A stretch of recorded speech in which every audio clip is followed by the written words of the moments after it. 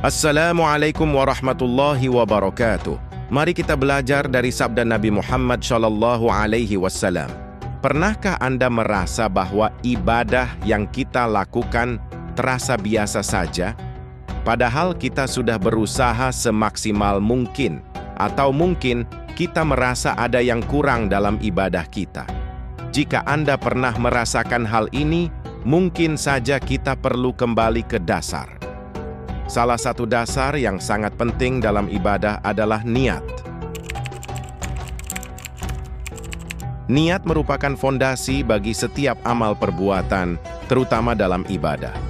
Secara sederhana, niat adalah keinginan hati yang tulus untuk melakukan suatu amal ibadah karena Allah Subhanahu wa Ta'ala.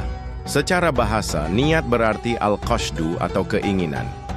Jadi niat adalah keinginan yang tertanam dalam hati untuk melakukan sesuatu. Secara istilah syariah, niat didefinisikan sebagai azam atau tekad yang kuat untuk mengerjakan suatu ibadah dengan ikhlas karena Allah Subhanahu wa Ta'ala. Niat ini harus ada dalam hati sebelum atau saat memulai ibadah. Berbagai ulama telah memberikan definisi dan penjelasan mengenai niat.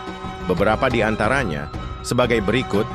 Imam Nawawi, beliau menjelaskan bahwa niat adalah bermaksud untuk melakukan sesuatu dan bertekad bulat untuk mengerjakannya. Al-Khathabi, menurut beliau, niat adalah bermaksud untuk mengerjakan sesuatu dengan hati dan menjatuhkan pilihan untuk melakukan hal tersebut. Dari definisi tersebut dapat disimpulkan niat adalah kunci utama dalam beribadah. Dengan niat yang benar, setiap amal perbuatan akan menjadi bernilai ibadah dan mendapatkan pahala dari Allah Subhanahu wa Ta'ala. Bayangkan sebuah bangunan megah. Seberapa kokoh pun bangunan itu, jika pondasinya lemah, maka bangunan itu akan mudah runtuh.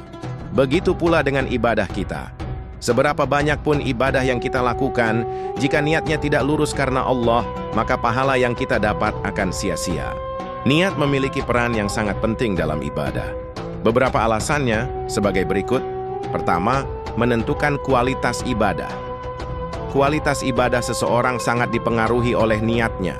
Semakin tulus dan ikhlas niatnya karena Allah, semakin baik pula kualitas ibadahnya.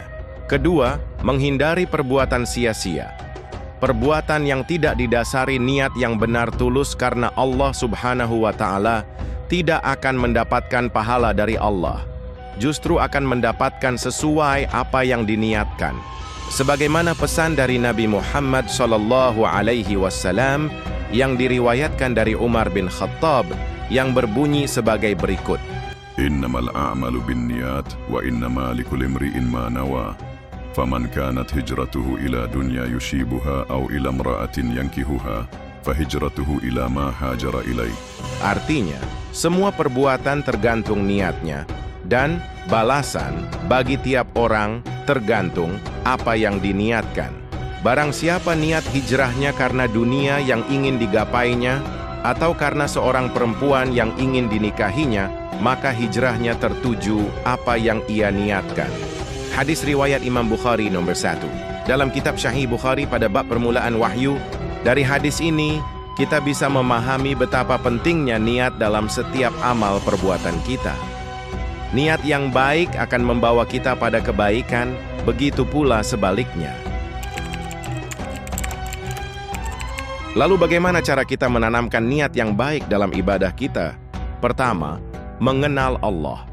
Semakin kita mengenal Allah Subhanahu wa Ta'ala, semakin kita akan tulus dalam beribadah. Kita akan merasa bahwa ibadah adalah bentuk kecintaan kita kepadanya. Kedua, memahami tujuan ibadah. Ibadah bukan hanya sekedar rutinitas, tetapi juga sarana untuk mendekatkan diri kepada Allah dan meraih kebahagiaan di dunia dan akhirat. Ketiga, membuang niat yang buruk. Kita perlu terus-menerus bermuhasabah untuk membuang niat-niat buruk seperti ria, ingin dipuji, sum'ah, ingin terkenal, dan ujub, bangga diri. Keempat, berdoa. Mintalah kepada Allah agar diberikan kemudahan dalam beribadah dan diluruskan niat kita. Dengan niat yang baik, ibadah kita akan terasa lebih berarti. kita akan merasakan ketenangan, kedamaian, dan kebahagiaan yang hakiki. Jadi marilah kita selalu memperbaiki niat dalam setiap ibadah yang kita lakukan. Semoga Allah Subhanahu wa Ta'ala menerima amal ibadah kita dan mengampuni segala dosa kita. Semoga bermanfaat. Sampai jumpa di pembahasan hadis berikutnya. Wassalamualaikum warahmatullahi wabarakatuh.